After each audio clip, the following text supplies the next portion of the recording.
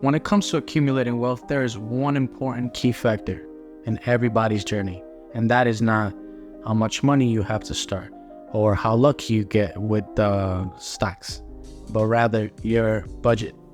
So today we'll be talking about budgeting. To me, I feel like it's one of the most important things for anybody's financial journey.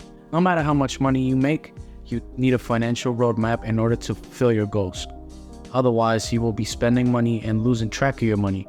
Nothing is more important than a financial plan. Hi, my name is Kevin and I'm a content creator out of the US. Today we'll be exploring ways that I personally handle my finances. Let's go. Budgeting is one of the pillars of financial success. It is not about how much money you make, but about how much money you can keep. The most important factor of anybody's financial success is to create a roadmap and budget. Budgeting is one of the biggest things that has allowed me to change my life. Today, I want to share a few tips with you of how you can start a budget, follow a financial roadmap, create goals for yourself, and most importantly, reach your financial goals. The tips that I have for you, I've personally used for myself, so I know from experience that they work. Now, I broke it down into 5 different categories. Number 1, obviously, create a budget. First, you need to know how much money do you make a month, whether it comes from one source of income, which is normally a 9-to-5 job, or for some people, self-independent work, contractor work, buying and selling, things of that sort. Assess how much money you're bringing in every single month, and you will get the number of your cash flow. That's the money coming in.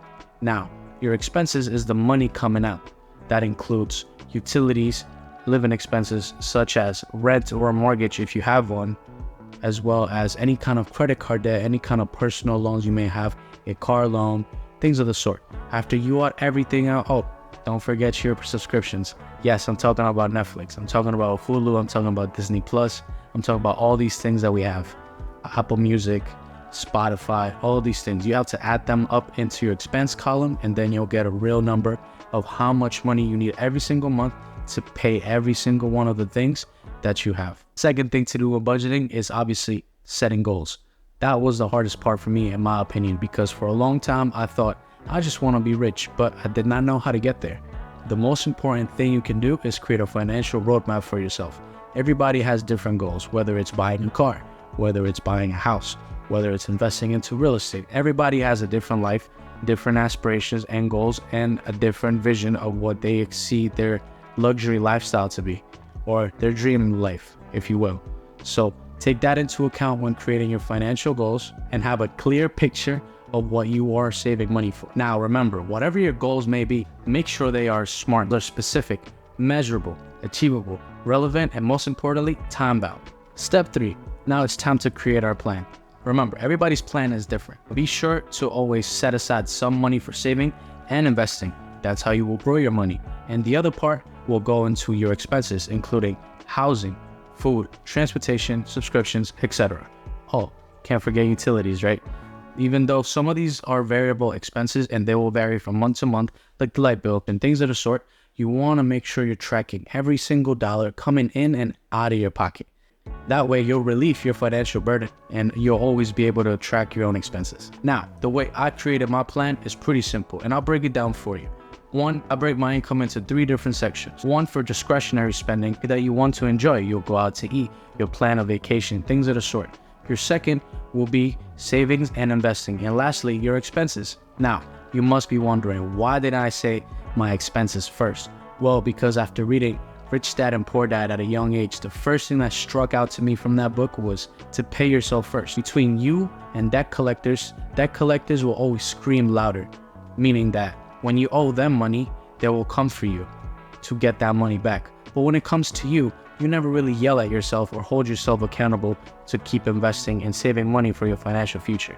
So it is very important for you to always pay yourself first, save some money on the side for a rainy day, build an emergency nest or an emergency fund, and most importantly, invest your damn money. Number 4, which actually is one of the hardest for most people, is to track your spending. Not everybody goes to college to be a CPA or knows how to use Excel properly.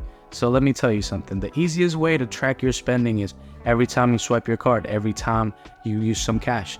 Take out your notepad, take out your notes app. Make sure you write down the dates and the amount that you spent on that respective purchase. whether it is an ice cream bar, whether it is a drink at the corner store, whether it is whatever it may be, no matter what it is, whatever it may be, make sure you are tracking it. A simple universal law is that you can only change what is being measured, so make sure you're always tracking your spending.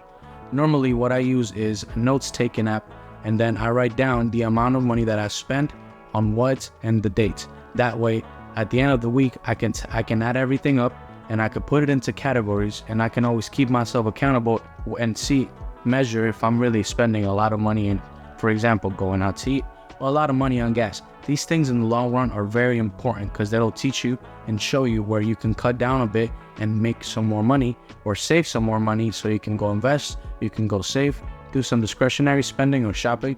It's all up to you. But remember, tracking your money in and out of your pocket is the most important thing you can learn how to do, and you can teach others. Number 5, adjust accordingly. Everybody's life changes day to day. So if you need to cut back on some discretionary spending or some savings and investing, then do so. Remember, everybody is human. There is no perfect roadmap for everybody, and there is no cookie cutter map for success. Everybody's financial roadmap, everybody's goals will be different, everybody's income will be different. So best remember that comparison is the killer of all joy. Really stick to your goals the best that you can, and just try to be good most of the time. Nobody's perfect. So remember, these 5 tips are what have helped me to create a financial roadmap to not have to work as hard as I do now. I do believe that budgeting is one of the most powerful tools in finance that anybody can learn.